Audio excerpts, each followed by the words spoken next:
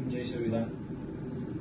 आज मी बाला जगताप आणि आकाश वनमाने नमस्कार. जय विद्रोही फकीर न्यूजचे उपसंपादक, तसेच मी महाभारत लाईव्ह न्यूजचं संपादक बाला जगताप. आज आम्हाला एका नागरिकाचा फोन आला, पोलीस स्टेशनला असं आम्हाला बोलवलंय, तर पत्रकार साहेब तुम्ही त्या ठिकाणी उपस्थित राहा.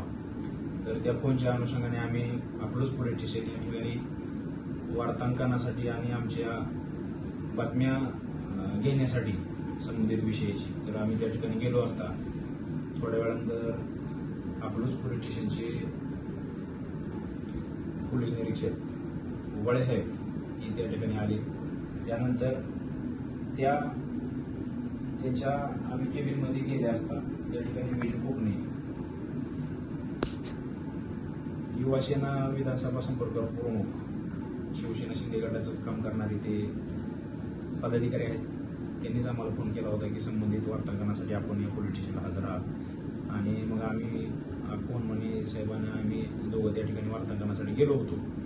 आम्ही PI साहेबांच्या केबिनमध्ये आधी येऊ का असं विचारून नम्रतेने त्यांच्या केबिनमध्ये गेलो आणि त्या ठिकाणी असलेल्या खुर्चीवर आम्ही बसलो होतो. संबंधित त्या विजू कोकणे आणि संबंधित जे काही त्यांची कार्यकर्ते त्यांच्या संबंधित खोट्या केसेस दाखल झाल्या अशी आम्हाला बातमी समजली होती. त्या संदर्भात आम्ही माहिती घेण्यासाठी आम्ही त्या ठिकाणी उपस्थित होतो.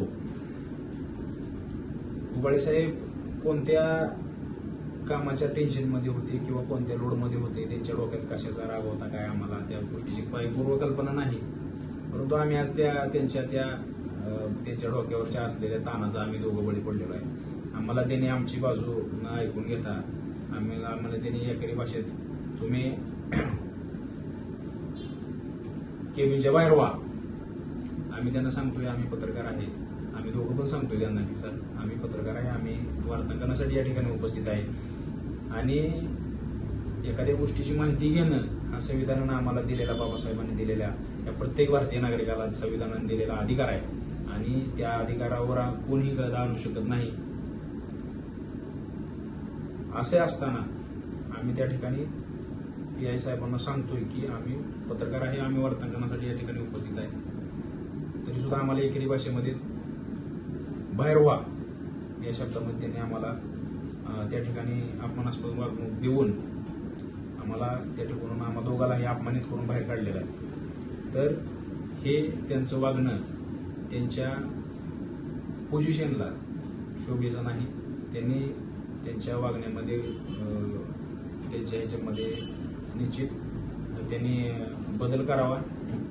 असं जर प्रत्येक माझ्या पत्रकार बांधवावर, आज माझ्यावर वेळ आहे, उद्या यांच्यावर आहे, आज आम्ही दोघं त्यांच्या याचा बळी आहे, परंतु इतर पण माझे पत्रकार बांधव आहेत, जेव्हा पत्रकारावर हल्ले होतात, काय पत्रकारावर खोटे गुन्हे दाखल होतात, अशा गोष्टी जेव्हा घडत असतात त्यावेळेस न्याय मागण्यासाठी ही जे नागरिक असतात ते पोलीस स्टेशनला किंवा गृह विभागाकडे येत असतात. जर त्या ठिकाणी हे अधिकारी जर असे पत्रकारांना वागणूक देत असतील तर त्यांना त्यांचं स्वतःचं त्यांनी आत्मपरीक्षण त्यांच्या वागण्याचं करण्याची गरज आहे. आणि या ठिकाणी आमच्यावर झालेल्या या गोष्टीला वाचा फोडण्याचा आम्हाला जो संविधानाने अधिकार दिलाय, तर आम्ही संबंधित त्यांच्या वागण्याची, त्यांनी आम्हाला ज्या दुय्यम वागणूक दिलेली आहे त्या वागण्याची आम्ही त्यांच्या वरिष्ठाकडे तक्रार करू, आम्ही आमचा न्याय मागून घेऊ. जय हिंद, जय महाराष्ट्र. जय महाराष्ट्र.